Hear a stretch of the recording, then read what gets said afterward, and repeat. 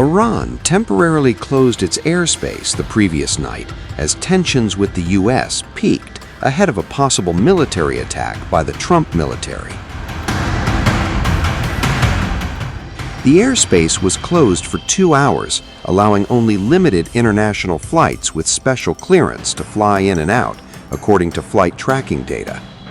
A notice to air missions confirmed the closure remained in force until around 4 a.m. local time, triggering immediate rerouting by global airlines. Flight Radar 24 data showed aircraft diverting around Iranian airspace as aviation authorities warned of rapidly deteriorating regional security conditions.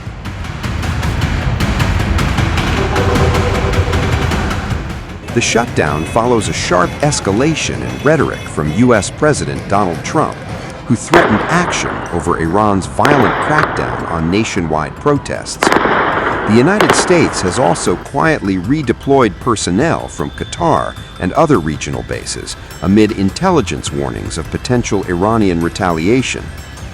Within 24 hours, Trump issued a series of vague and conflicting statements, leaving unclear whether military action is imminent. Trump later claimed he had received information from important sources on the other side that planned executions of Iranian protesters had been halted. He offered no evidence, saying only that the administration would verify the claims and that he hoped the information was true. Mr. President, on Iran, you said that the killing has stopped. Who told you that the killings have stopped there? We have been informed by very important sources on the other side, and they've said the killing has stopped and the executions won't take place. There was supposed to be a lot of executions today, and that the executions won't take place. And we're going to find out. I mean, I'll find out after this. You'll find out. But we've been told on good authority, and I hope it's true.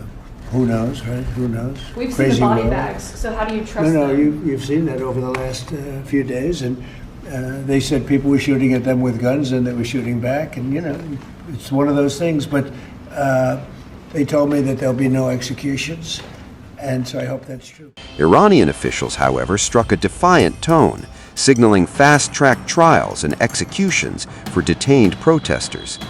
Tehran also warned it would retaliate if the United States or Israel intervened in what it called domestic unrest. And is considering some kind of action to help the protesters on the ground.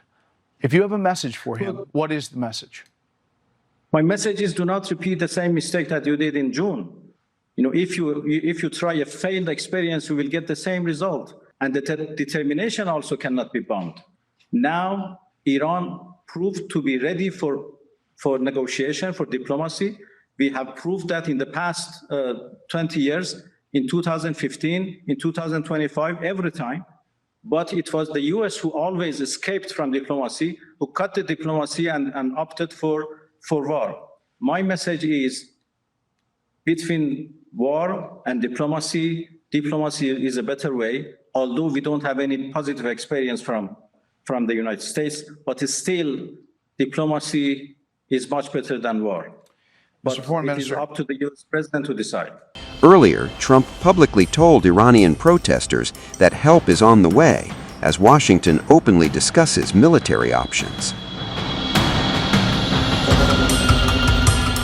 To all Iranian patriots, keep protesting, take over your institutions if possible, and save the name of the killers and the abusers that are abusing you. You're being very badly abused.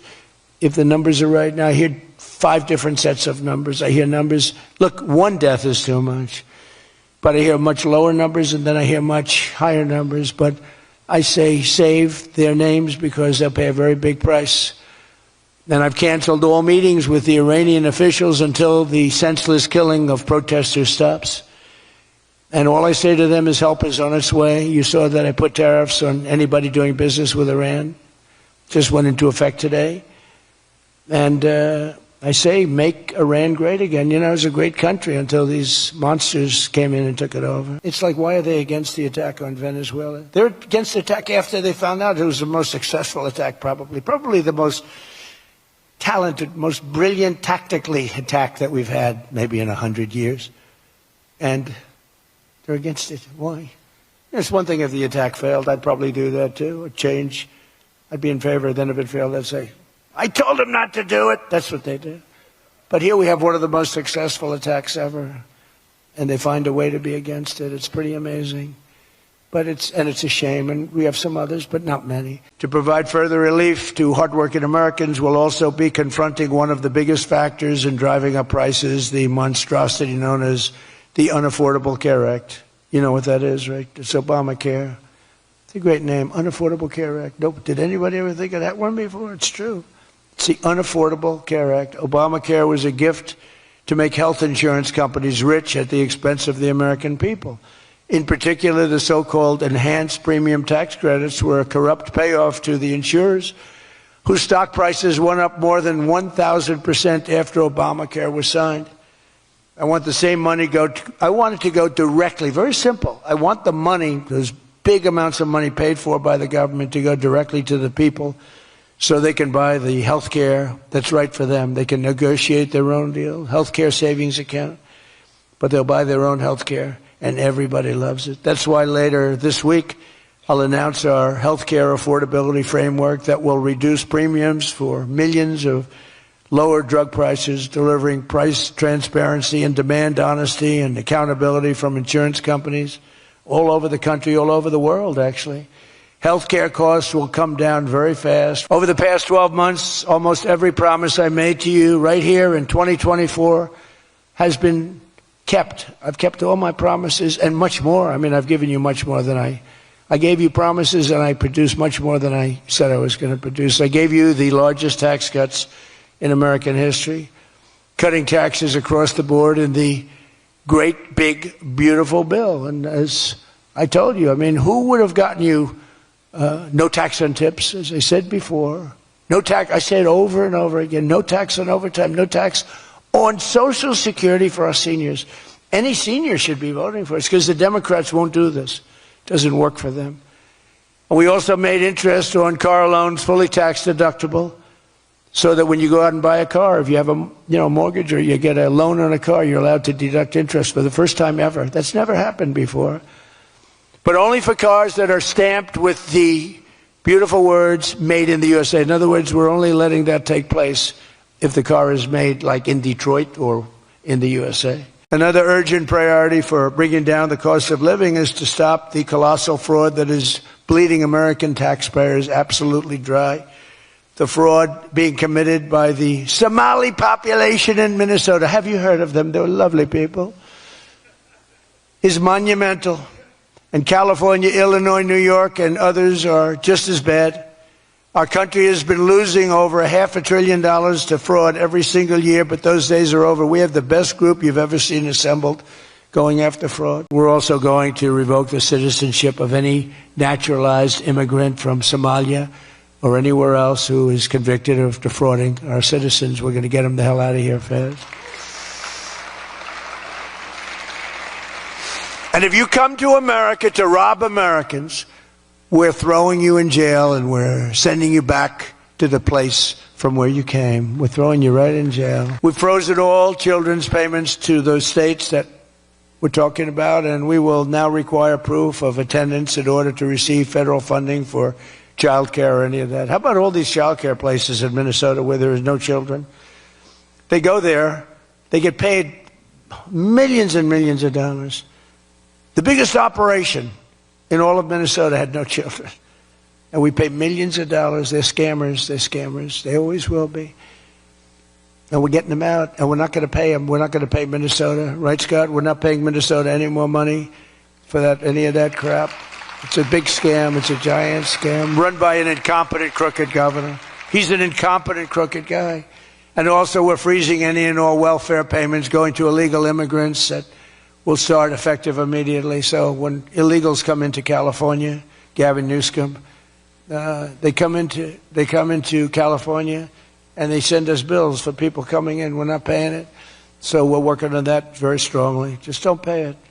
As Nancy Reagan would say, just say no. You remember Nancy Reagan? Just say no to drugs. It's a little more difficult than that, I guess, right? But just say no.